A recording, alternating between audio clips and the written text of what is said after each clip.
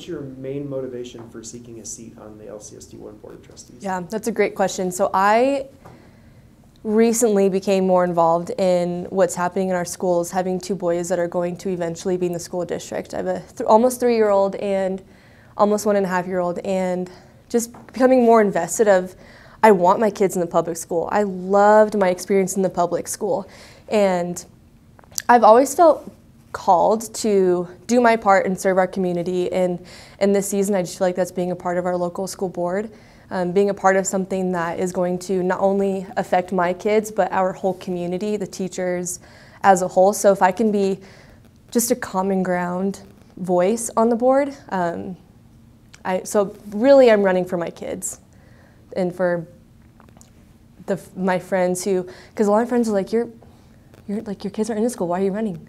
I'm like, because we can implement change and take care of the teachers, the good teachers we have now, so that they're still around when our kids are in school. So. And before I forget to ask, why did you decide to run for the Area 2 seat instead of the at-large seat?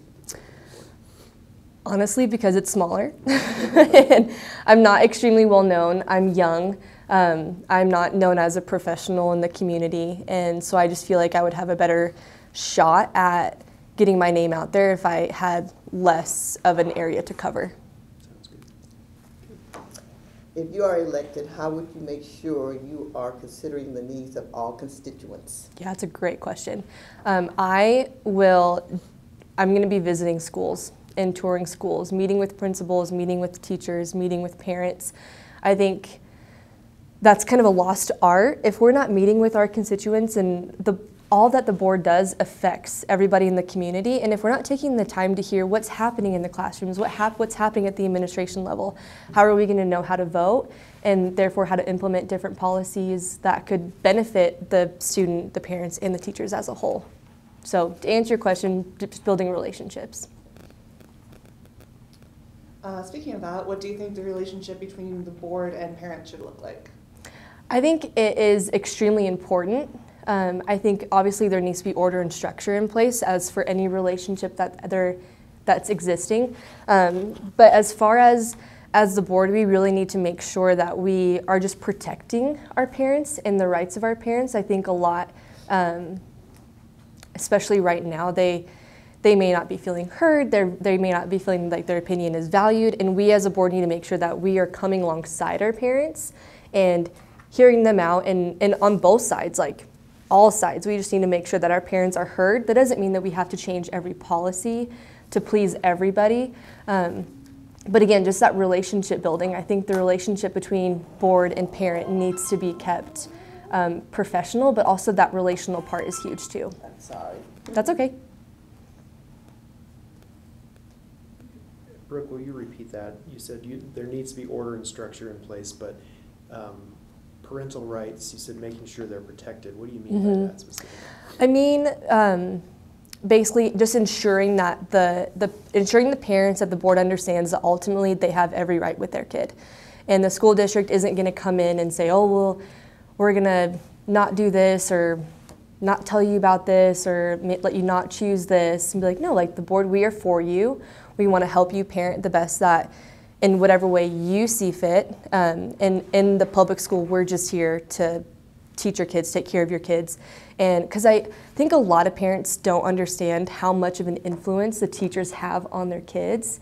And it's really important that as a school district, we have the trust of the parents, because ultimately, like, yes, students are our biggest stakeholder, but ultimately it's the parents that choose to put their kids in public school. So we just need to make sure that they can trust the board and they can trust our teachers. So what should the rules of engagement be at school board meetings? I think it's a public meeting for the public in public. I personally believe that I think our comment policy right now is good. I think that in order to make it just a little bit more accommodating, instead of having the sign up, I think we should have it open for people to, if something happened that day at school. I would love for a parent or a teacher or a student to have the opportunity that day to go into the meeting and be able to address, obviously with order and with reason, and the time frame I think is great. I also love how they have it separated where, hey, if you have comments on the agenda, we're going to do that now before we get to the agenda. And then secondly, at the end, they have it just overall, do you have any comments? I love that. Again, we are an elected board. And I think it is really important that we seek to have a relationship with our constituents. And a lot of times that's at the board meeting. And so making that accessible for who's able and willing to do that. Mm-hmm. Do you think K-12 schools in Wyoming are adequately funded? If not, how would you recommend the legislature address these issues? Yes, so I am new to all of this. Like, I have been doing my research and hearing about the budget we have, where money is going, the different moves that the board is currently making. I believe that the process in which to improve our facilities is way too difficult. The fact that if a roof is leaking, you have to fix that roof in order to comply with insurance, and the fact that fixing that roof then puts you down further on the replacement list, it's really disappointing, and it should not be as hard as it is to get our hands on being on the list to get a building. Now, as far as the funding goes, I can't say that I am fully aware of where a budget stands to say, oh, I don't think we have enough. I've heard of numbers like, oh, each kid is allowed, not allowed, but each kid in the district gets about $20,000. That's what our budget allows for. And then a lot of the question is, well, if that's the case, then where's the money going? So my comment with the budget and the funds is that I think we need to just take a step back and look at, okay, where is our money going? And then make sure that first our students, our teachers, and our facilities are being taken care of, and ensuring that we're keeping the money closest to the students. And so, and again, it's hard for me to speak on the funding because I'm not, it's something I'm going to be looking into, and that's a really good question. But I think ultimately the process in which our facilities are addressed is just not enough. As a board member, what would be your budget priorities for the district? My budget priorities, kind of like I said in the previous question, is keeping the money closest to the students, which is in our classrooms. I'm sure you've all seen teachers post on Facebook or asking for donations for their classrooms, and that should not be on the teacher. It is extremely disappointing that going into the school year, our teachers need to be worrying their summer, setting up their classroom. They should walk in, and yes, it's sweet to be able to make the classroom your own by different touches, but to be looking for a classroom library or wanting a rug for your classroom or whatever that is, that should be something that is provided by the school district, and each teacher should be allotted a budget for their classroom to make sure that their classroom is set up, and that ultimately is taking care of our kids. And also showing our teachers appreciation by making sure that we're in a competitive market for pay. There are surrounding states and states all over the U.S. and just making sure that Wyoming is a competitive market where we're attractive to good teachers who want to teach here.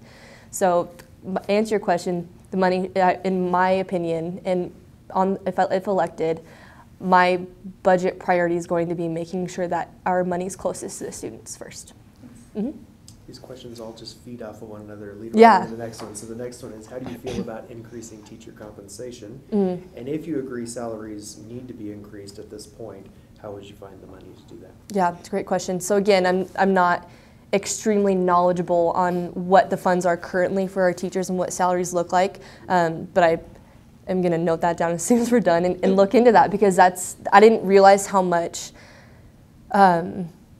decision-making went in on the board, to be honest with you.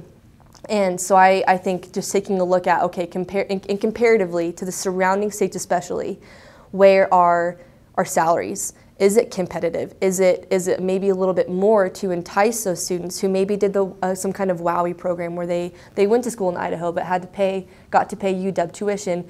What's going to entice them to come back and invest in our community as a teacher? So I think taking a look at those and making sure that we're being competitive in the market. And if it looks like, you know what, no, we don't really have enough to be competitive, looking for grants or seeing in other areas of the budget if there are things that as a district we can kind of sacrifice in order to keep our good teachers. Because ultimately, people are going to get frustrated, like, oh, teachers are getting paid more, blah, blah, blah. And it's like, as they should. The teachers, again, our kids are spending so much time with the teachers. It is very important that we're not just hiring some Joe off the street, but that we have qualified, equipped teachers who have passion and drive. And a way to keep those is to make sure that they're being taken care of. And a lot of that is financially. How much freedom should teachers have with regards to teaching the district curriculum? How much freedom? Yes. Okay, here we go. So I've met with different teachers that I've had in high school just since deciding to run, and a lot of them they feel micromanaged, and different principals that I've met with as well. So something common that I felt is that our teachers are feeling micromanaged. And for an example, it's the curriculum that we have where it's, I think it's important that our teachers have a guideline for new teachers coming in, teachers that don't really have the experience. I love that there can be that much hand-holding to help them kind of learn their way and figure out their classroom and how, and their teaching style and all different kinds of things. But for a seasoned teacher who is known for, like, this teacher can teach kids how to read, the fact that she is still then expected to almost hold back and comply with that curriculum is really discouraging, and probably really frustrating for that teacher, considering, like, man, like, I know I can do better. I've been doing this for 30 years. I know what I'm doing. And then she's like, actually, sorry, when I come in at 2:30, you need to be on page 7. Something like that is like we have to trust our teachers. We hire them for a reason. They're qualified. I think it is extremely important that they have the freedom to teach the academics in the way that they see fit. And if their scores are showing that their kids are accelerating, they're meeting proficiency and above and beyond, we should just be clapping our hands, supporting that teacher, instead of being like, actually, hey, we're gonna implement this one, even though what you were doing was working really well. Now again, the micromanaging, hand-holding, whatever you wanna call it, is really, really great when they're starting. And would have no clue. Like, just give me a curriculum, tell me what I'm supposed to be doing, and then help them find their way in their teaching. But for the seasoned teachers, I think we need to just be trusting them more, especially when their students are excelling and are meeting the benchmarks that they're supposed to be meeting. How do you feel about the teaching of racial discrimination as part of U.S. history? Really, really good question. Hot topic. I feel that it is extremely important that we are teaching the facts of our history. Now, slavery and how horribly Black people were treated is the truth of our American history. But so is how hard we fought to get the freedoms for Black people. That also needs to be taught. I think teaching discrimination just shouldn't be in our curriculum. It shouldn't be a thing. It shouldn't be addressed. And I'm not to say we're turning a blind eye to it, because it's still very much a thing. But instead of teaching and so clarify your question, teaching discrimination, what's an example?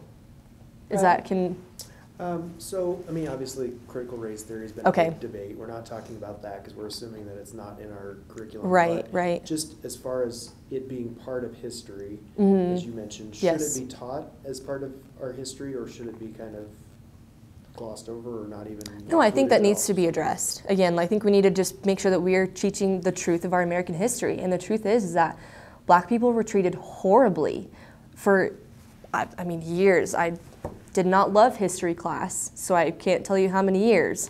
But it's important that they understand where we were and how far we have come. And again, not to say that discrimination isn't prevalent now, but how we have laws that protect the equality of everybody, and how America isn't a discriminative, what's the word I'm looking for? It's not a discrimination nation as a whole, and we fought so that it wouldn't be. So I think to gloss over it and say, oh no, they weren't treated that way is just lack of being honest with our kids. Now, that being said, I think there's an age appropriateness as to what they're exposed to and when, but I do think it's incredibly important that the kids are taught the truth of our history. So I said critical race theory. You said at the beginning that this is a hot topic, and I assume that's why you brought it. Or why did you say this is a hot topic? Let me ask. Just, I mean, with all this social justice stuff going on right now, like kids are, I mean, they're gonna, it's more so than when I was growing up. They're just gonna be more aware of it earlier, and teaching them like, hey, this isn't okay. And like right now in our current time, like we all have equal rights and all should be treated equally. And people fought so hard for that to be true. And so addressing that and making sure that we, like, people know that, like, no, it's not okay to say or do things that's going to belittle any kind of race or gender or ideology or whatever it is. And that there's a way that you can, I think what people are missing, especially with this topic, is that there is a way to coexist and do life together without absolutely hating each other in disagreement. Like, okay, we disagree. Great, let's move on. Like, we don't have to sit and talk about who's right and who's wrong. Like, ultimately, like, we as people are supposed to be calling each other higher, supporting each other, every race, every gender, whatever that may look like. Does that answer your question? Yeah, it sure does. At the same time, we know there are situations with racial discrimination in our community. We've heard recently about black students being called the N-word as they get off the school bus, military families leaving town because they just can't take it being here. So how does that fit with what you're saying about what should be taught in schools? Is that something where we just address individual bad actors, or do we try to educate all students collectively to keep those things from happening? I think it kind of goes hand in hand with the specific instance of the bus. Like, our district needs to be better at following up with our no tolerance policy.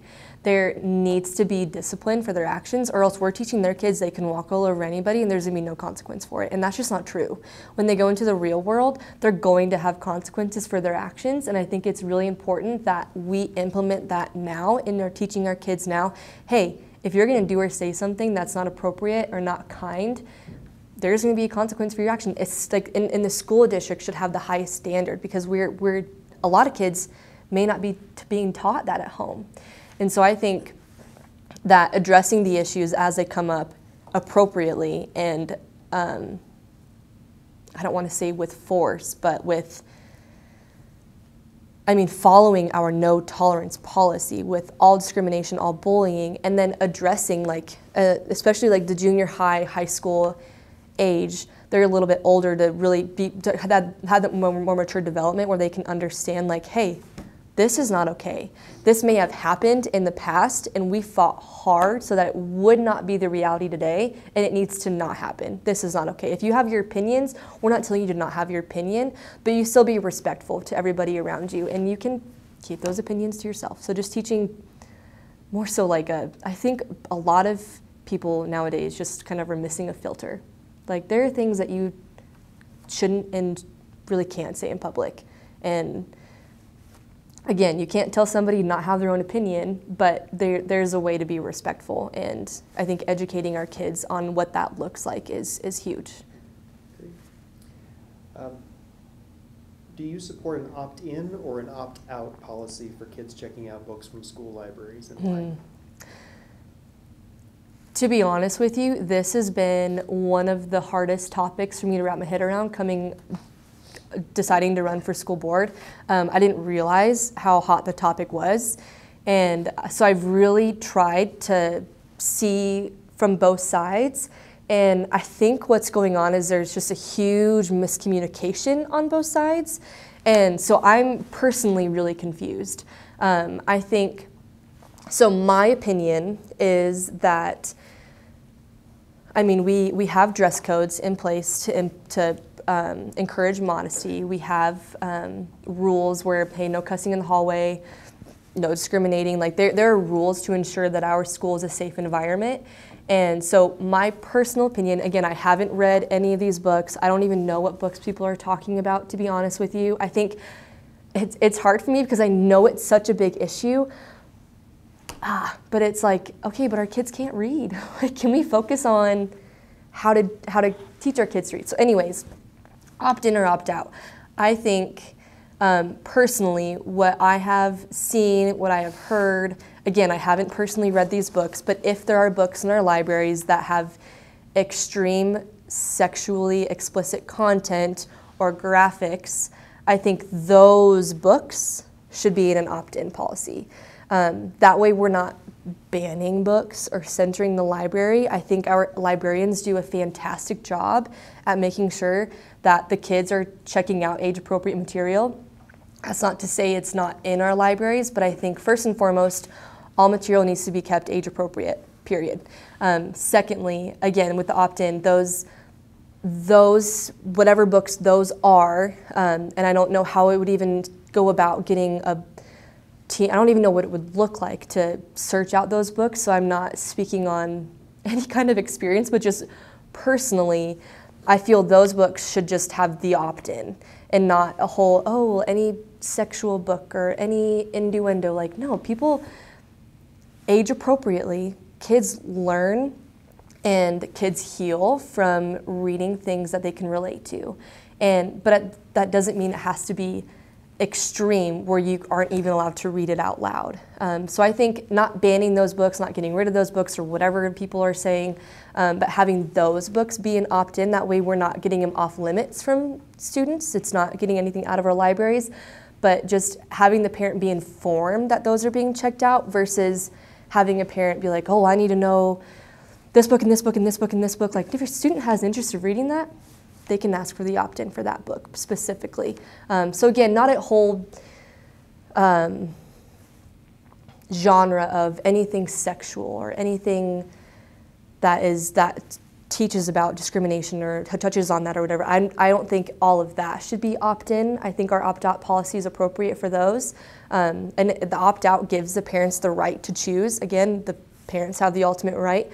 But those, I don't even know what books we're talking about, but those books that are like, oh, like you blush hearing it because it's like, oh my gosh, why is this in our library? Those books should just have the opt-in policy, in my opinion. What should be the process? What should the process be for changing policies in the school district? Do you agree or disagree with the current process, and why? Mm-hmm. So I am not educated on what the current policy is, but I was at the board meeting last night, and they mentioned that there's going to be a look at one of our special education policies in the district for the school board. And so I think, and there's like a 40-day process where it's allowed for public comment. You can have the public comment at the school board, you can have the public comment via email, or you can call the district. I think that's amazing. The fact that it's like, hey, this is going up for amendment. We're looking at kind of what this policy holds, what should be changed. We're open to public comment for 45 days. That's incredible. I support that.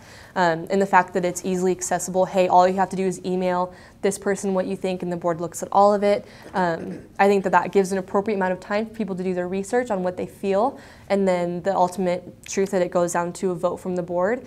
So for my opinion, I think it involves the community. My biggest thing on the board is we have got to keep relationship with our community at all parts. And I believe that, again, I'm not extremely in the know of what our current how to change policy currently, but from what I saw last night in the allowance that they had for the community to be involved, I think it's amazing. And it should be. There should be a lot of time for the community to access. I think, if anything, let's have it be more known. Let's get it in the newspaper, which I think they do. They have to. Let's put it on social media. Let's send flyers home with the kids saying, hey, we're looking at changing this policy. That way it's not so difficult that parents don't have to go to the board meeting to see what's going on, but they just open up their kid's folder and, oh, there's this, let's look at this, or they get an email from the district or their teachers about what's being looked at. That way they have more of an opportunity to speak into that policy change. So Brooke, I want to open it up to any topics that you want to address that we haven't addressed, and then we'll see where board members have follow-up questions. So what other issues did you want to discuss with us? Well, I think the biggest thing for me, I'm born and raised in Cheyenne, and teachers played a huge role in my life. I'm not going to get emotional, but it is so important that they are appreciated. Sorry. they played a really big role in my life, and because of the ones I had in high school, I am who I am today. And so making sure that they are appreciated and that we are getting the best of the best for our kids as well. And not putting teachers in a position where they have to help out their teaching partner because, oh my gosh, they're not qualified and we're short-staffed, and like that's a whole other thing. But it's really important for me that our teachers feel the support, the encouragement, and the appreciation from the district. And from what I've seen with Dr. Crespo, she has been implementing a lot of appreciation with the district, and that's incredible. And it is long overdue. And the fact that I've spoken with so many different teachers who are like, if it weren't for the kids, I would have quit years ago. It's like, that needs to not be the case. My goal, if elected, is to ensure that ultimately our kids are safe, and all of our kids are safe in school, safe physically, emotionally, intellectually, that they are being taken care of and they are being stewarded well. That comes from having good teachers. We keep good teachers by appreciating our teachers. And so, I mean, and having my boys, knowing that they're gonna grow up here too, it's like, I want them to have those teachers. So if I'm talking more, I'm gonna start crying again. So that's, I don't think I have any other comment. Follow-up questions from the board? Brooke, I wanted to ask you just one really quick question. This is a nonpartisan seat, nonpartisan position. Yep. And yet some parties have gotten involved in recommending candidates, and I think you received a recommendation recently. I did. How do you feel about that issue, and how to keep partisan politics out of some of the discussions that the board's having and some of the topics that we've discussed today? Yeah, so I think ultimately, I'm not a political person, and like growing up wasn't really in the know. I didn't really understand like Republican, Democrat. It was like, whatever, let's just all be nice. And I'd be ignorant to still do that today because it's very much like, are you Republican, are you Democrat? But I think that the school board is not a place for politics, period. Whether it's what party are you, who do you know? I think that on the school board, it's just not a place for politics. We are there to ensure that our district is being taken care of at all levels. And that being said, I think with how much of a hot topic it is, are you Republican, are you Democrat, and there's all this stuff going on, I think that we would be ignorant to say, actually, parties, you're not allowed to be involved or do certain things. I think you can still run on the basis of being nonpartisan while also having, I think it's, like you said, like people are now paying attention, and people are going to be looking at, okay, what policy does this person stand for? What is this person looking at? What as a whole? And so I think people are getting more educated on what's going on. And so I think, I mean, again, when people see my name on the ballot, there's not going to be a party next to it. Now, just because the Laramie County GOP endorsed me, I mean, that doesn't mean that, oh, I'm like I'm going to be representing that, like I'm a part of that, whatever. I'm not to say I'm not a Republican, but just because certain groups are getting more involved, I think that's to encourage people to be in the know of what people are standing for. And hey, these people might be a little more like-minded. Look into them. From what I've seen, there hasn't been people posting, oh, you have to vote for this person. If you're a Republican, you have to vote for them. But people are encouraging, hey, look at what they're standing for. Look at what's important to all of the candidates and choose your best. And I think just going off of the Laramie County endorsement, or the Laramie County GOP endorsement, that just, as a whole, they're like, hey, we like her. I was like, I would hope that I don't, just because I'm endorsed by the Laramie County doesn't mean that another group who might have completely different views might also like what I stand for, because I'm not trying to run on politics. I'm running because I care for our kids, I care for our teachers, and I want the best district for our kids and for our teachers. And I feel like it can be that simple, and it should be that simple. And if the Republicans like it, great. The Democrats like it, great. Like, throwing my hands up. So that's my comment on that. Any other questions? All right, Brooke, thank you so much for taking the Yeah, time of to meet with course. us. Thank Really you appreciate guys. it.